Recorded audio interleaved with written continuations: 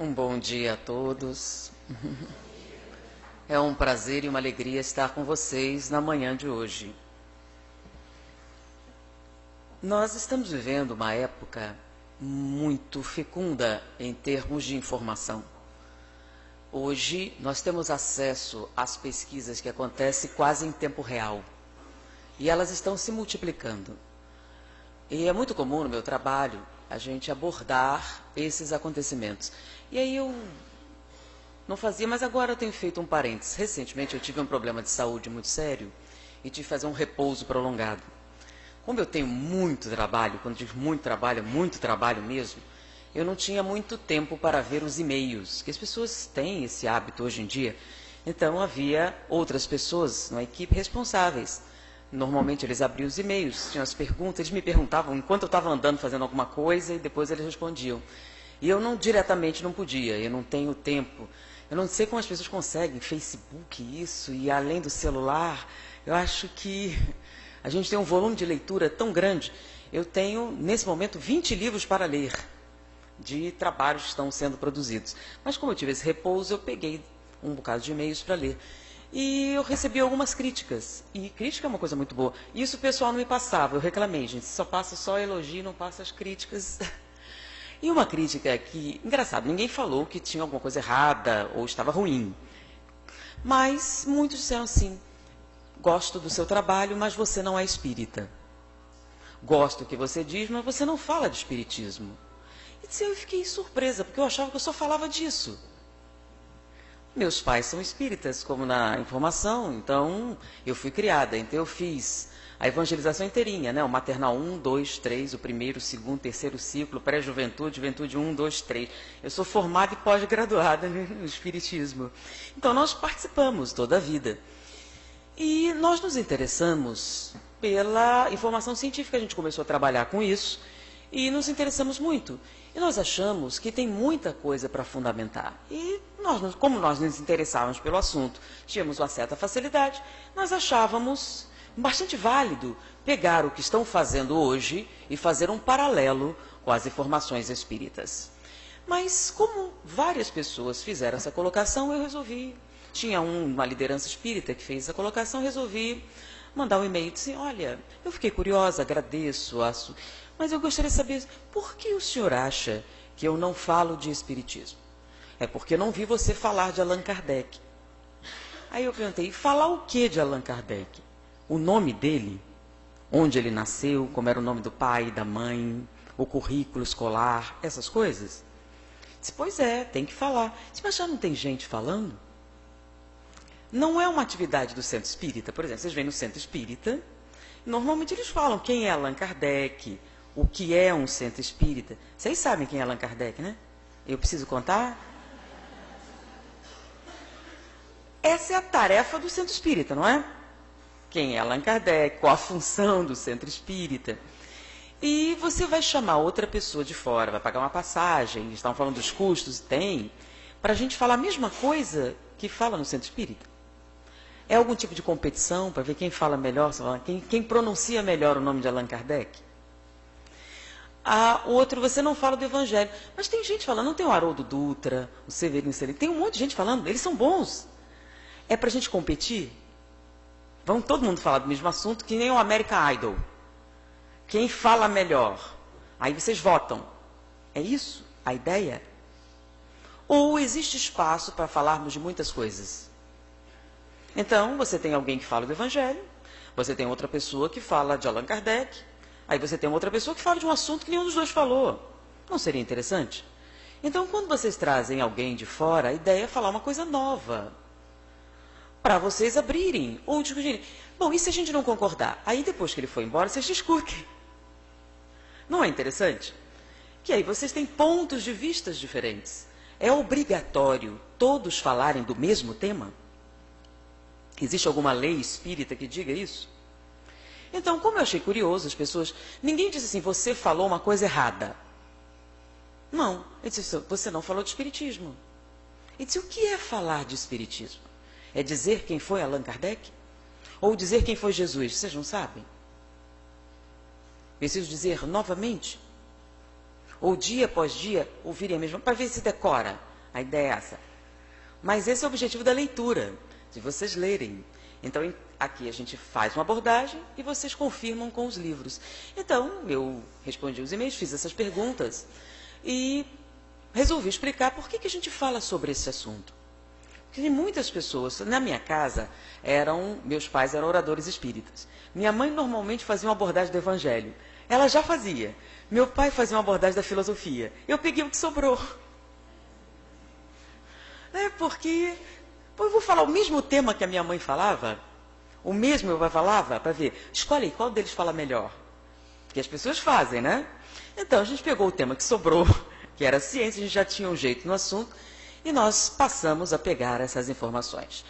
Então, a gente lê o que está acontecendo e faz uma tradução, dizendo que pesquisas que estão sendo feitas têm interesse para o espiritismo. Seria interessante a gente saber. Por quê? Porque, ao mesmo tempo que a gente está vivendo uma época muito fecunda em termos de produção científica, nós também estamos vivendo uma época muito perigosa. Como assim perigosa? Por exemplo, se seu filho chegar para você e disser, mãe, não quero mais estudar matemática, o que é que você faz? Pode sair, meu bem. Não precisa estudar matemática, não. Você faz isso? Ah, sim, deixa eu fazer um parênteses. Eu converso com o público. Meus pais não faziam isso, eles eram mais comportados. Mas eu sou professora, eu não sou oradora espírita. E eu dei aula à noite muito tempo. Se eu não converso com a plateia, o povo dorme. Então eu tenho esse hábito de perguntar, olhar para a pessoa e eles acordam. Vai que ela pergunta para mim. Então, meu tipo de fala é mais um diálogo. Então, se seu filho disser, não quero mais estudar matemática, vocês deixam? Vocês obrigam a ir para a escola? Ok, para o primário importante. Mas mais adiante, não quero estudar biologia, é muito chato. Ele pode largar? Ele pode largar o segundo grau? Não, vocês obrigam. Obrigam ou não obrigam? Tem de estudar matemática, física, química e biologia. Obrigam ou não obrigam? E se ele disser, não quero ir no centro espírita, não? Ah, mas não pode obrigar, pode? Não, pode não. Isso é uma escolha pessoal, é de foro... É ou não é? Então, vocês obrigam ele a estudar química, física, biologia e matemática. Agora, não obriga a estudar espírito, não, porque aí é escolha pessoal, certo? Quando ele ficar grande, ele escolhe. É ou não é assim? Sem hipocrisia, é ou não é assim? Ok. Só que tem um pequeno problema. Um pequeno problema... Pequeno não. Por enquanto, ele é pequeno. Mas, com a mídia atual, daqui a pouco vai ficar grande. A gente fala muito dos ateus, não fala dos ateus? Mas vocês sabiam que eles são um número insignificante na sociedade? O número de ateus auto-intitulados, ele sempre foi na faixa de 0, alguma coisa. Nunca chegou a 1%. Então, é muito ateu que tem? Aí eu estou falando no planeta, não estou falando do Brasil. Então, menos de 1% da população do mundo. Então, eles são muito expressivos. E nunca foi diferente. Quanto mais no passado, menor o número, e atualmente sempre muito inexpressivo. As únicas vezes em que havia um aumento do ateísmo aconteceu em 2 ocasiões. Depois da Primeira Guerra Mundial e depois da Segunda Guerra Mundial. O que dá para a gente entender, né? Imagine você viver esse momento, você rezar e não ser atendido. Então, a descrença aumentava. E nesse período, depois da Segunda Guerra Mundial, houve um aumento. Eles chegaram à cifra muito impressionante de 0,67%. Olha que bacana. Cresceu muito. E, normalmente, aqueles que se intitulavam ateus eram homens com mais de 50 anos. Normalmente, as crianças não eram. As crianças tinham a religião dos pais. Se vocês notam, a maior parte da população do planeta acredita em Deus. Então, ateus eram muito poucos. Porém, no último censo americano, de 2010, eles viram um fenômeno inusitado.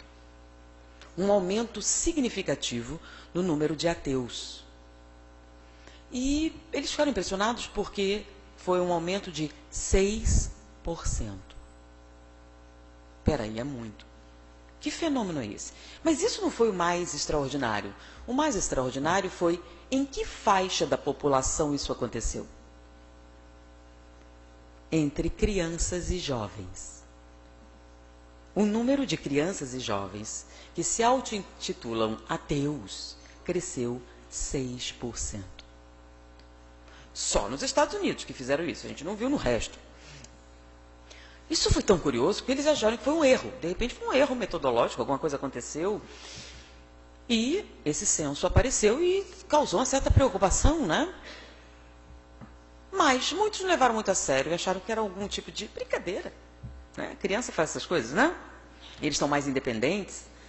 Mas, ao mesmo tempo que isso aconteceu, uma outra coisa aconteceu. Não sei se você conhece a história dos Estados Unidos. Os Estados Unidos era uma colônia, mas uma colônia diferente do Brasil e outras. Foi uma colônia fundada por dissidentes. Eles eram ingleses que estavam fugindo da sua pátria por perseguição religiosa. Havia uma guerra religiosa na Inglaterra, eles eram protestantes, e eles saíram da Inglaterra não para explorar um lugar, mas para fazer uma nova pátria, onde eles pudessem praticar a sua religião sem nenhum tipo de opressão.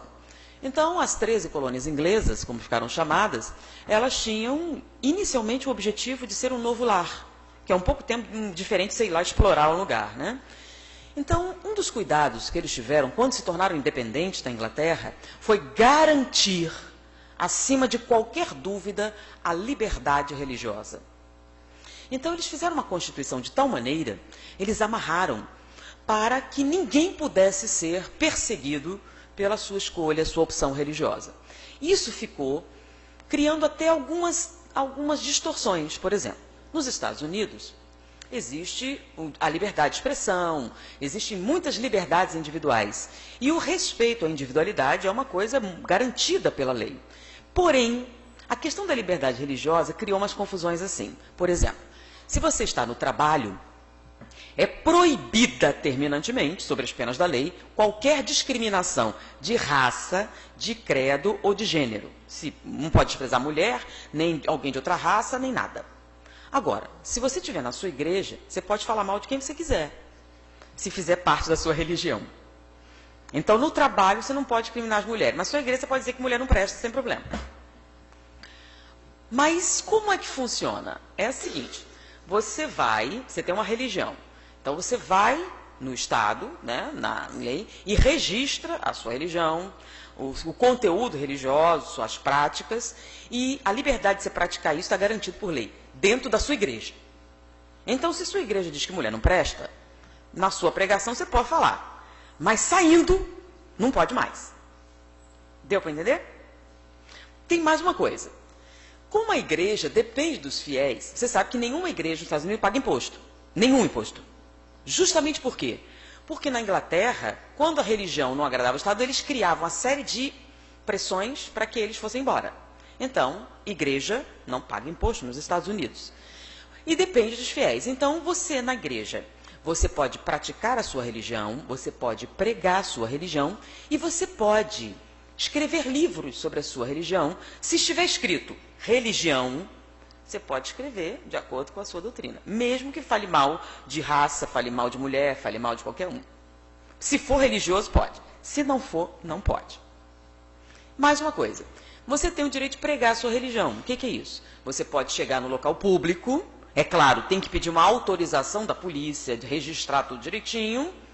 E você pode ir lá pregar a sua religião, por mais amaldiçoada que seja, você tem esse direito. Discurso religioso. E mais uma coisa, você tem o direito de propagar a sua religião. Ou seja, você pode pregar isso para crianças e jovens. É claro, não pode obrigar as crianças a ir. Mas você chega no colégio, eu quero fazer uma reunião da religião não sei das quantas. Você pede autorização, marca o dia, tem um salão, pode botar anúncio, cartaz, tudo. E as crianças vão se quiserem. E qualquer religião tem esse direito. É claro, vai agendar, tudo direitinho, autorização da polícia. E você pode fazer. É um direito religioso seu. Deu para entender? Coisas que em público você não pode fazer. Compreenderam a diferença? Então, se é religião, pode. Se não é, não pode. Então, às vezes, algumas religiões pregam determinadas coisas que vão contra a Constituição. Mas pode, porque é liberdade religiosa. Você não pode matar gatinhos na via pública, mas se na sua religião tiver sacrifício de animais, aí pode. Mas aconteceu uma coisa. Um grupo foi à Suprema Corte americana para dizer que os seus direitos estavam sendo violados. Eles tinham uma fé religiosa e eles não podiam praticar porque ninguém deixava. Aí disse, mas não pode. A liberdade religiosa é garantida. Pois é, então a gente queria fundar uma igreja. Porque toda vez que a gente vai falar alguma coisa, as pessoas nos atacam. Então nós queremos fundar a igreja. Que igreja vocês querem fundar? A igreja do grande espaguete voador. Como é que é? É uma igreja ateia. Como assim uma igreja ateia? Ué, vocês não têm o direito de acreditar em Deus? Nós temos o direito de não acreditar em nada. Então a gente escolheu, nosso Deus é o grande espaguete voador. É uma ironia, tá, gente? Então eles acham que Deus é uma fantasia, se a fantasia por fantasia, o nosso Deus é um espaguete voador. Então eles fundaram, aí eles chamam a igreja humanista. Enquanto as igrejas adoram Deus, nós adoramos o homem. E botaram o Deus dele, o grande espaguete voador. Aí eles foram à Constituição, realmente, não podiam se opor, né? Então eles fundaram a igreja do espaguete voador, uma igreja ateia, que tem por objetivo pregar o ateísmo. Fundaram. E agora aconteceu uma coisa, toda vez que um deles falava contra a religião, eles eram o quê? Perseguidos, porque eles estavam perseguindo, só que agora eles eram a igreja ateia. Então eles têm o direito de pregar a sua religião, de escrever livros sobre a sua religião e de pregar para crianças e jovens. Deu para entender? E ninguém pode falar nada, porque é a religião deles. Deu para entender? Bom, o detalhe é que eles fizeram a tal igreja ateia e eles têm um site. E nesse site existe uma área que diz: nós praticamos a verdadeira caridade. Por exemplo, aí eles dizem que eles têm doações de tudo. Todos os nossos funcionários e praticantes o fazem gratuitamente. Ninguém ganha um tostão.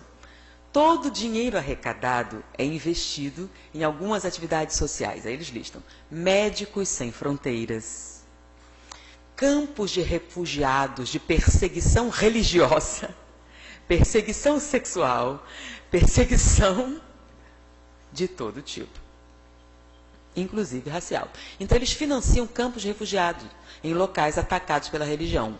Por exemplo, campos no Líbano, o Estado Islâmico, essas coisas. Eles financiam esses campos. E dizem: nosso principal concorrente, o Exército da Salvação, tem uma peculiaridade. Ele recebe doação de todo mundo, mas só ajuda quem for protestante. Nós não praticamos nenhuma discriminação, nem de raça, nem de gênero, nem de religião. Ajudamos todo mundo. Não sou eu que estou dizendo. Está no site deles. Não só isso.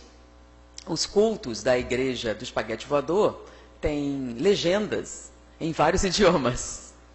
E atualmente está em 56 países.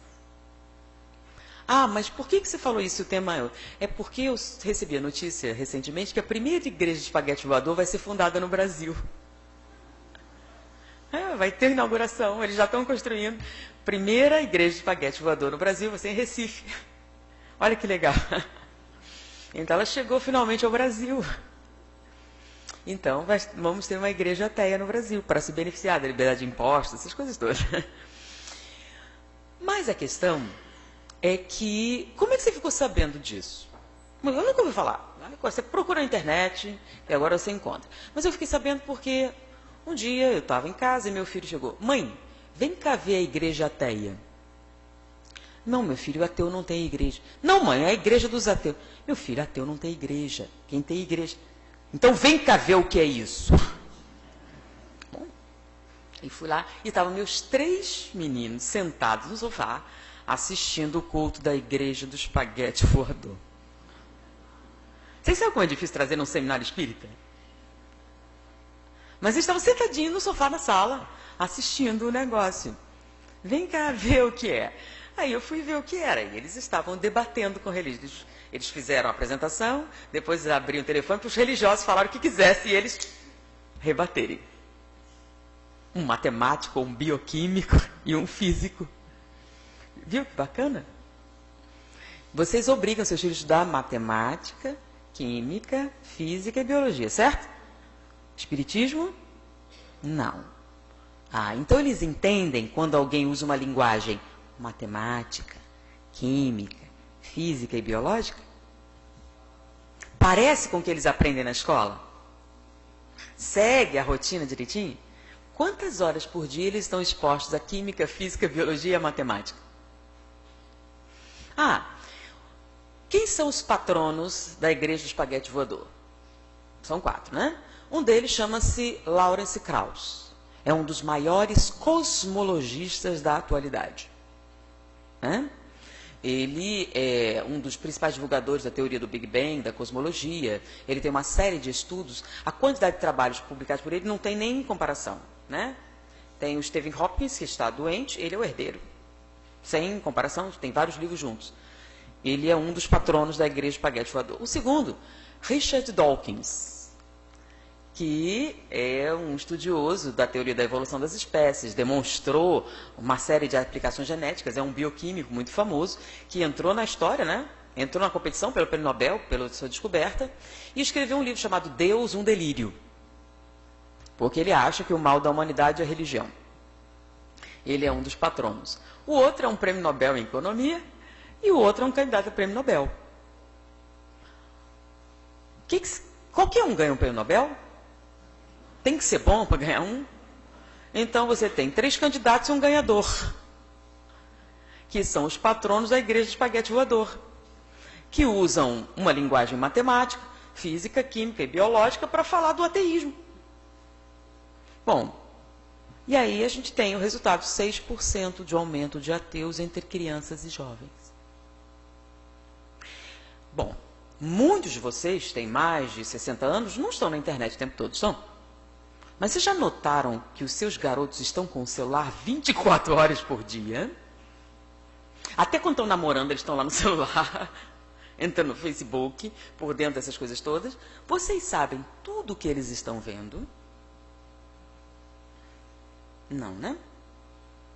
A linguagem que esses homens usam é próxima da que eles aprendem?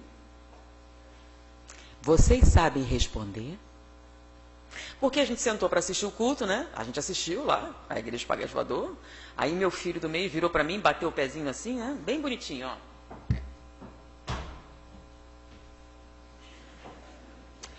O que é que você tem a dizer sobre isso, mãe? Olha, ele olha para mim, você vai dizer isso o resto da minha vida, né? Eu disse, Ele procurou, o que é que você tem a dizer sobre isso, mãe? Eu disse, bom, tem alguma coisa, deixa eu pensar um pouco, depois a gente conversa. Aí eu fui pegar o material, dar uma olhada, porque eu não conhecia aquele negócio. Nunca tinha ouvido falar do espaguete voador. É porque eu não fico assim, né? Esses negócios estão no Facebook, as crianças passam para o outro, porque é curioso, né? É engraçado. E eles são muito irônicos. E aproveitam os ataques islâmicos, está na moda, então eles usam aquilo como forma de propagação. E eu fui ler o material, fui ver, muito bons, por sinal. Aí, normalmente, olha o que aconteceu, numa das críticas eu estava falando sobre isso, eu disse, você não é espírita, você é ateia. Deixa eu só uma pausa, eu sou espírita, tá? Vocês me apresentaram como espírita, continuo sendo. Não me converti ao espaguete voador. Mas fomos ler o material e aí sentamos para responder, começamos a conversar. Todos vocês têm condição de fazer isso? Pois é. Então, não seria importante a gente introduzir no Espiritismo uma linguagem apropriada para essas respostas? Usar o mesmo tipo de argumentação? Nós achamos interessante. Por isso, nós pegamos as pesquisas que eles estão produzindo hoje em dia e trazemos para a gente discutir dentro da Casa Espírita. Para a gente dizer que o Espiritismo não está fora desse... E a gente usa o quê? Química, física, biologia. Então, nós podemos responder? Sim, com tranquilidade. Mas para poder fazer isso, nós temos que tomar conhecimento dessas coisas. Então, você não pode citar determinados livros para quem é ateu. Então, você não pode dizer, André Luiz, ele é ateu, não acredita em espírito, vai pegar um livro psicografado por um espírito. Pode? Você pode citar Emmanuel, Joana de Ângeles. O que é que você vai precisar usar? Os livros que eles estão produzindo dentro de uma ótica espírita. Vocês sabem quais são? Alguém já leu Deus um Delírio? Mas seria interessante, porque seus filhos leem. Quando esse livro foi lançado na Inglaterra, no momento do seu lançamento, ele era uma novidade tão grande, que naquela semana ela vendeu mais do que 50 tons de cinza. Gente, vendeu mais que sexo. Isso não acontece. Mas aconteceu. Deu para entender? Então, é ou não é alguma coisa séria? Com a velocidade de propagação na internet, vai se tornar muito popular. Eles estão abrindo a primeira igreja no Brasil. Com certeza vai passar no Fantástico. Vai ou não vai?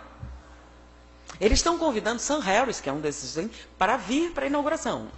Isso vai aparecer. E todo mundo vai ficar o quê? Curioso para ir dar uma olhadinha, não é não? E eles estão muito bem arrumados. E aí, o que é que vocês vão responder? Quando alguém perguntar, e aí, mãe, o que é que você tem a dizer sobre isso? Então, nós estamos preparados para essa argumentação? Então, se vocês verem as discussões que eles têm, vocês vão ficar muito preocupados. E aí, como é que a gente responde? Nós achamos que é necessário a gente se atualizar nessas linguagens para a gente poder... A gente já é tão preocupado com católico e protestante, mas eles já são cristãos. Quais seriam as consequências de uma sociedade ateia? Vocês já pensaram? Agora, olha só, não precisa pensar muito.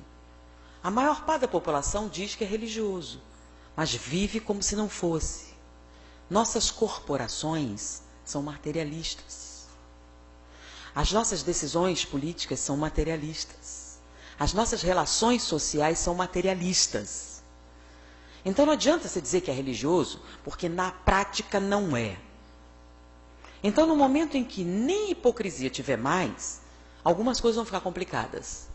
Algumas pessoas têm medo de dizer certas coisas, porque vai contra a religião, mas já fazem. Já fazem. Mas não falam em público. Mas no momento em que não tiver nem esse empecilho, aí algumas políticas vão ser aplicadas. Vou dizer uma para vocês, que já acontece. Por exemplo, nossa tecnologia médica cresceu muito. Nós podemos salvar crianças com muita facilidade. Recém-nascidos prematuros. Nós podemos. Temos tecnologia para isso. Você sabe qual é a política atual? Se uma mulher muito pobre tiver um filho muito prematuro, dizem, não salve. Porque ela não tem condições financeiras para arcar com um peso social. Isso tem um nome, chama-se eugenia. Já é feita hoje em dia. Não vale a pena salvar, ela não tem dinheiro para manter e vai ser um peso social. Crianças com potencial deficiência não são cuidadas para que elas morram e não pesem na sociedade. Me diga, isso é uma política cristã? Não, mas são cristãos. A maior parte da população brasileira é ou não é? Então por que isso está sendo feito hoje? Porque é fácil você dizer que é religioso e, no fundo, ser ateu. Chama-se hipocrisia. E quando resolveram fazer isso com idosos também? Estão durando tempo demais, estão pressionando o orçamento. Vamos diminuir o atendimento? Por que não? Não tem lógica política, econômica, financeira? Porém, esse é o pensamento ateu. Por que onerar a sociedade com gente que não vai contribuir? E o ateu não pensa... Bom, Richard Dawkins tem argumentos maravilhosos. O que ele recentemente, então, em 2 semanas, entrou uma discussão dizendo que ele era a favor de que se abortasse uma criança com Down. Na verdade, dizer que era ético fazer isso. Porque se a criança viver mais do que os pais, vai ser um peso para o Estado. Então, eticamente, sabendo, se deveria abortar antes. Porque não era justo os impostos deles pagarem por um cidadão que não produz. Deu para entender o que significa? Então, em vez de tentar converter os católicos e os protestantes, que se forem católicos e protestantes mesmo, já teoricamente são cristãos, não seria a hora da gente realmente fazer a proposta espírita, que é lutar contra o materialismo? Provando a imortalidade da alma, a comunicabilidade dos espíritos, a reencarnação, para a gente ter argumentos científicos para se opor. Porque, pela lógica, vai ser aprovado, gente. Por quê? Nós somos laicos. Nós somos o quê? Materialistas. Então, a gente tem que pensar o quê? Ou não é? O que é que a gente tem para se opor? Tem a Bíblia. Mas eles são ateus, lembra? São materialistas. Então, não faz sentido nenhum. Que argumento você tem, além? Mais alguma coisa? Não? Vai ficar só com isso? Então vai perder. Agora, o Espiritismo tem condições de responder? Tem ou não tem? É uma filosofia de bases? Então não tem problema. Mas eles têm 3 prêmios Nobel. A gente tem 12. Sabia que a gente tem 12? Espírita? Não sabiam. Não, nunca ouviu. Pois é. Então precisava começar, né? Conhecer a história do Espiritismo, os grandes valores, os grandes pesquisadores. Vocês sabiam que o descobridor da imunoglobulina era espírita? Do criador do modelo atômico que a gente usa, ganhou um prêmio Nobel de Química? Pois é, todos espíritas. Existe um prêmio de literatura em Harvard de um espírita. E nós temos vários cientistas de renome premiados espíritas. Sim, mas o importante é o amor. Vai nessa. Enquanto você obriga seu filho a estudar matemática, química, física e biologia. Então não devo obrigar? Gente, fala sério, é uma questão de bom senso, tá bom? Vou tirar ele da escola? É isso que você vai fazer? É isso? Ou é melhor você dar uma estudadinha em química, física e biologia para poder... Ok, pode. Então, a gente pode melhorar nossos argumentos, não podemos? Então, as pessoas acham, eu já sou espírita, para que eu vou estudar? Não é para você. Não é para você. Você tem filhos? Você tem netos? Aí seu neto chega assim, o que é que você tem a dizer sobre isso, vó? E não seria bom você saber o que tem a dizer sobre isso, vó? Ou vô? Ou pai? Ou mãe? Você não acha? Não seria o seu dever? Então pense, você até não gosta muito de estudar, mas você tem os seus filhos. Então a gente tem que fazer um esforço maior. Qual uma das maiores caridades que você poderia fazer? Divulgar o Espiritismo. Não estou dizendo correr, bater em porta, e nem testemunho de Jeová, não. Por quê? Porque os resultados de uma sociedade materialista são complicados. Vou dizer uma outra. Olha que interessante. Vocês conhecem a Ford, né? Vocês compram carros da Ford, não compram? Ford. Pois é, vou contar o que aconteceu nos Estados Unidos. A Ford estava sofrendo uma competição grande com automóveis japoneses. Ela estava numa situação difícil e ela resolveu produzir um carro popular, que lá chamava Ford Pinto. Aqui não sei que nome que era, um carrinho pequeno. Como é o nome aquele pequenininho? Isso. Então lá nos Estados Unidos chamava Ford Pinto. Ele produziu o carro, mas o carro quando saiu tinha um defeito. O motor ficava atrás. E numa colisão direta ele explodia. Para consertar esse defeito, bastava aplicar... Gente, aqui não tem, já fizeram isso, foi quando lançou, né? Bastava pôr uma chapa de aço atrás e estava resolvido o problema. E essa chapa custava $11. Só isso, mais os custos de pôr. Só que eles tinham vendido 38 milhões de unidades nos Estados Unidos. Façam a multiplicação. 11 dólares por chapa, 38 milhões, mais os custos. Eles disseram que o custo para fazer o recal seria de 128 milhões. Bom, mas aí alguém apresentou um cálculo. Bom, não são todos os carros que vão explodir, são alguns. Então, eles calcularam alguns carros explodindo, uma indenização de 200 mil dólares para cada um que morreu, alguns carros seriam consertados, 75 mil dólares cada um, algumas indenizações. Então, eles calcularam que o custo com indenizações seria de 38 milhões. Então, veja, se fizer o recal, 128. Se não fizer, 38. O que você acha que eles fizeram? Isso chama-se o quê? Cálculo materialista. Porque se a empresa quebrar, quanta gente vai ficar sem emprego? Quantas criancinhas não vão ter plano de saúde? Quanto... Olha só que tristeza, não é? Então, você se preocuparia com algumas pessoas mortas, quando tanta gente poderia prosperar? Se você é materialista e não acredita em nada além da matéria, não é um raciocínio válido. O bem-estar da maioria justifica o sacrifício de alguns. Até que o seu filho morre, certo? Quanto é que você gostaria de ganhar em troca?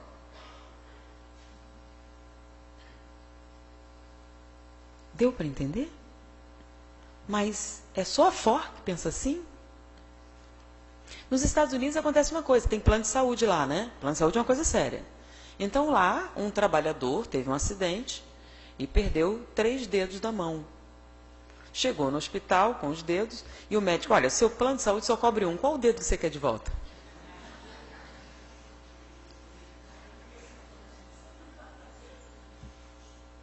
Não é? Qual dedo vocês escolheriam? Você gostaria de ter essa escolha? Ah, nossa, é estatal, mas é ruim a beça, é bom plano de saúde. É bom plano de saúde, né?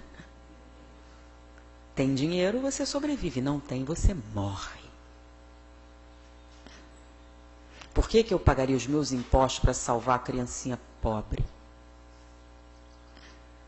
Isso chama-se materialismo. Deu para entender por que é perigoso? Deu para entender por que a gente tem que se esforçar bastante para responder adequadamente? Então, em vista disso, nós achamos que pegar pesquisas científicas e fazer uma comparação com o espiritismo não são só necessários, mas essenciais à nossa sobrevivência.